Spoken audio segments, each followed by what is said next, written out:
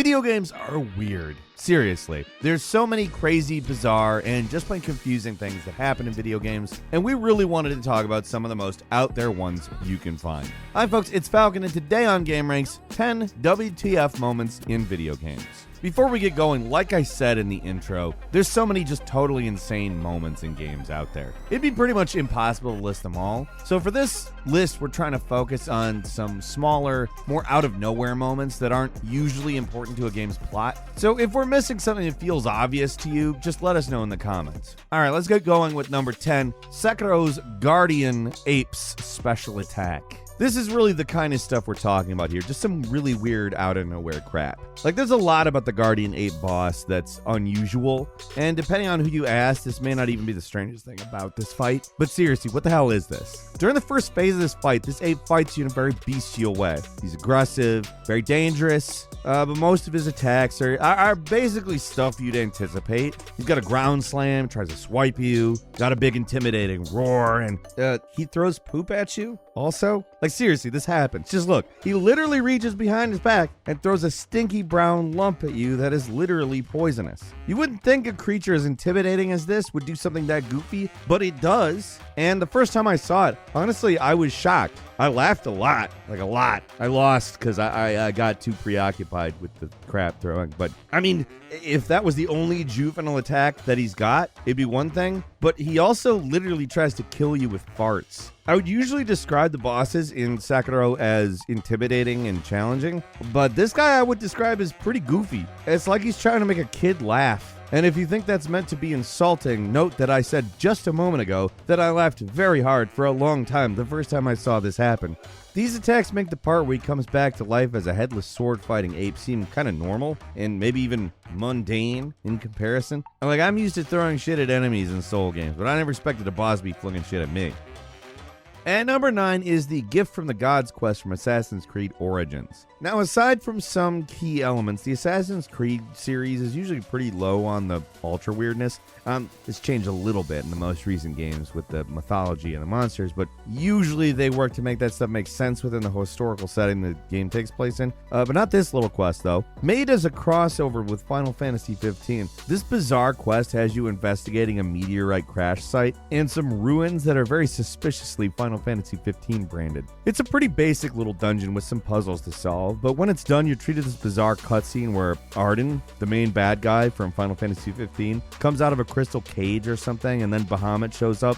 I guess. It's a weird one. If you didn't know anything about Final Fantasy 15 or that there was a crossover with it in this game, you would be absolutely baffled by all this. And even if you did, like me, it's still really, really bizarre to see totally fantastical stuff happen in the relatively down-to-earth world of Assassin's Creed Origins. The confusion doesn't stop there either. At the end, you're rewarded with some Final Fantasy-themed gear, which is a cool reward, and this grotesque monstrosity, this chocobo/camel hybrid that looks all kinds of wrong, no matter how you slice it. You get that. That's a thing, a chocobo with 4 legs. I mean, it's not right, but it is yours.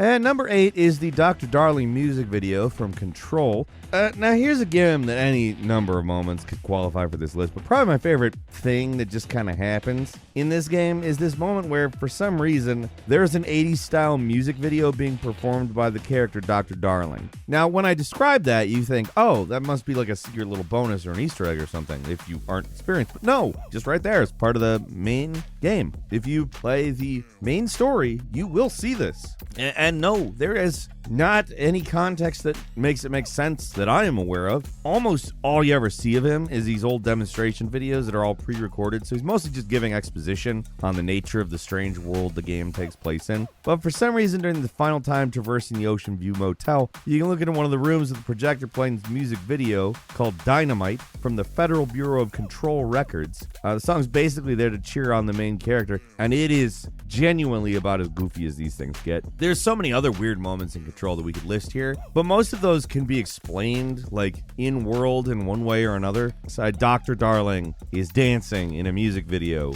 cheering you on. And number 7 is the dancing robots from Vanquish. Another really small one that stands out in my mind. For some reason, around the end of the 3rd act, you take an elevator up and then bam, you're looking at a bunch of dancing robots. Yeah, like the previous point, this is a random bit of weirdness that is not an Easter egg and not a secret. The only way you can miss this is if you immediately started shooting, which, I mean, you're tempted to do. Platinum games are known for including some goofy stuff, but for the most part, Vanquish is taken mostly seriously. I mean, the guy you play as is basically a walking action movie cliche, and the whole premise of the game is ridiculous, but they don't go out of their way to break the logic of the game world until here. I mean, there is a boombox. There's a boombox. Like, they really pulled out all the stops for something this dumb and pointless. And when you start shooting, the boombox even transforms into cover for the enemies. It's pretty great, actually. And number 6, No More Heroes, the Let's Shake boss fight. You could do an entire WTF moments list just from this series alone. The amount of bizarre nonsense that happens in these games is something else. For whatever reason, though, this particular boss stands out to me as unique, because at least at the time the game originally came out, it was such a next level troll that I could really hardly believe what I was seeing. With No More Heroes 3, pretty much the entire game is a series of fake outs, trolls, and stuff that doesn't make sense, but the original game felt a little more connected to reality, so this sequence stands out a little bit more. So enough teasing, let's just get into it. The 5th rank assassin in the game is a guy named Let's Shake, a punk rocker you encounter on a highway. When you find him, he's got a giant machine. It's called the Earthquake Maker, and there's a whole pre-boss build-up fight that goes on longer than I remembered it. And it seems like it's going to be a big boss fight, just like every other assassin encounter in the game. But out of nowhere, another guy with a beam katana slashes the machine in half and kills the assassin instantly. So then this guy is the boss then? No. Travis and him run at each other like they're gonna fight, and it fades to black, but then Silva appears and stops them. And that's it. That's the end of the mission. Thanks for playing, folks. The fact they spent so much time setting this guy up with unique model, voice, and cutscene before unceremoniously killing him off in the most pointless fashion, it just comes off as nuts to me. I don't know if they just ran out of time making this guy, or honestly, I don't know. And number 5 is Adam's Birth from Nier Automata. Moving on from Suda51, let's take a look at a game from another famously unusual Japanese creator, Yoko Taro. The Nier games have had their fair share of bizarre moments, but they usually make some kind of sense in the context that they're given, or are meant to illustrate some important message or meaning. That's not to say they always make sense, because that's definitely not the case, but certain moments from these games in isolation aren't quite as baffling in context. Not the case for this, though. On the surface, Nier Automata is pretty standard, at least for a Japanese game. Yeah, it's a little bizarre. You're playing as a gothic white-haired cyborg on a ruined future Earth battling little wind-up toys, but in anime terms, that's practically normal. It takes a while before you get the full-on blast of Yoko Taro weirdness, but when it appears, man, it hits hard. Your first major mission after the prologue is to hunt down some robots in the desert ruins. Everything goes as expected until you reach the boss arena, and this is where, and I'm not making this up at all, you find a robot orgy. I mean, I guess it's an orgy. There's something going on here that is weird as hell, because these little wind-up robots aren't just doing whatever this is for no reason, which becomes abundantly clear when you start fighting them, and a cutscene triggers and the robots form into what looks like a pair of legs, and something falls out of the crotch area. It's the birth of the robot Adam. How that's supposed to work, I don't know, but that's what's going on here. The whole thing happens so fast that players might not even realize what's supposed to be happening. But if you go back and look at it, yeah, it's kind of clear as day. But I'd like to point out that the phrase clear as day doesn't mean makes sense. I honestly don't know what else to say about this. This is totally nuts. 4 is Yakuza Kiwami 2, Be My Baby. You may be noticing a theme here, and yeah, Japanese games can be a little weird at times. The Yakuza games are famous for 2 things: their melodramatic, hard-boiled storytelling and their whimsically strange side stories. You'd think that wouldn't work, but it does. I mean, these are great games, where most of the quests are just amusingly odd or kind of funny, and this one is, it's worthy of this list. Found in Chapter 5, and actually the first sub-story of the game, Be My Baby is, well, it's definitely something. The premise is simple. Some thugs start hassling you outside of a club, beat them up, naturally, and afterwards the boss comes out and invites you inside while talking about how great the place is. So it's a hostess club or a strip club or something, right? Not quite. You enter in a room that looks like a nursery, and the woman attempts to put you into a diaper. Then you fall through the wall and reveal a whole room filled with, seriously, old men pretending to be babies. It's kind of grotesque, shocking, and hilarious all at once, and it's even better when you beat all these dudes up in a mass brawl. The whole thing's so surreal and weird that it's actually kind of uncomfortable, but that's also a big reason why it's funny. It's totally pointless in the grand scheme of the game, but it's burned into our memories, so you have to see it too. So there you go.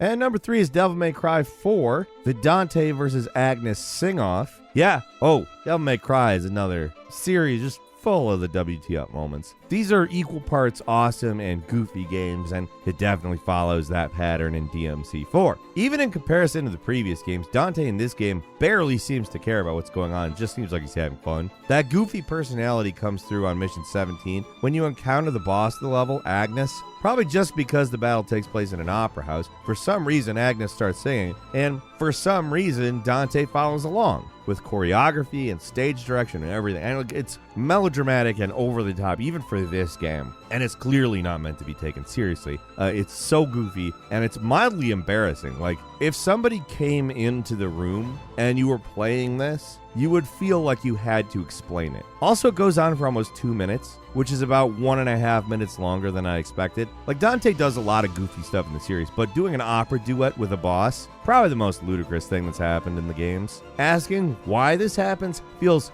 so pointless. It's a Devil May Cry game. Just roll with it. You will fumble the proposition of my quest. And number 2 is Killer 7's Russian Roulette. If you thought No More Heroes was weird, strap in for this one. Killer 7 is an abstract nightmare for video game. Nothing makes any rational sense in a way that would resemble a story. It's a head trip where confusing and nonsensical things happen regularly, so singling out just one scene in the entire game almost feels like cheating. But this sequence is so specific, bizarre, and almost entirely pointless it has to be spotlighted. Like, let me set the stage. You go into this place called Coburn Elementary School, which is actually a school where children are trained to infiltrate the U.S. government. Simple enough, right? Along the way, you get into the principal's office and meet this guy named Benjamin Keene, the school principal who's apparently running for president or something. For whatever reason, he challenges you to Russian roulette, and if you win, he will tell you to hit on women with 100% success. But if you lose, well, then you have to kill the president. Makes sense, right? Of course. Just a normal, everyday situation. No. I mean, it plays out very matter of fact, but nothing about it makes any logical sense, and it makes my head hurt thinking about it. It's the sort of dream logic that this game fully embraces, all condensed into one bafflingly weird sequence. There's something about the bizarre things these characters say, along with the looming threat of real violence, that makes this sequence so incredibly weird. Like, it's honestly kind of incredible. And finally, at number 1, Tekken Tag Tournament 2's endings. Tekken games are famous for goofy endings, right? Probably the most bizarre and baffling collection of endings in the entire series can be found in Tekken Tag Tournament 2. Most fighting games don't put much effort into their ending cutscenes. Like, you usually get a few shots and that's about it, but Tekken always tries to give its characters proper ending cutscenes, no matter how inconsequential the character actually is. So a lot of them are normal kinds of fighting game endings. There's so many that are just straight up bizarre. Like the ending for Paul where his friend throws a rock at a bear and then they run away, for instance. Or this one for the character Lars where he's eating dinner with all the Mishimas and they're eating too fast, and that's the ending. That's what happens in the ending. Or this Heihachi ending where he drinks medicine that makes him younger and then turns into a bear. I can go on. Probably the most bizarre ones is this ending for Roger, the boxing kangaroo, where he's wearing glasses and a tie and comes home with a bundle of roses only to find that he's been replaced with Alex, the boxing raptor. Like, this is seriously an ending in a fighting game. This is how a story wraps up. It's totally nuts. Now, that's just a selection of these endings, and just from one game. There's so many more insane endings to Tekken. We could literally be here all day just talking about Tekken endings. Look up some of these things yourself. They have to be seen to be believed. And with that, I think the weirdness has piled up enough for today.